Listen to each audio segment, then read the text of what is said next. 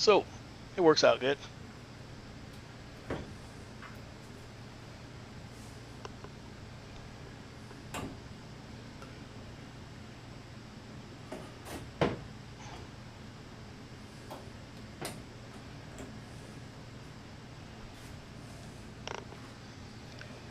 Okay, this is important, and this is a warning.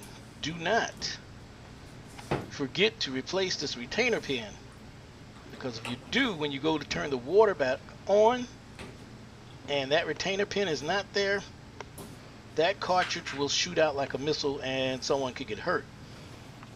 So make sure that that retainer is in place.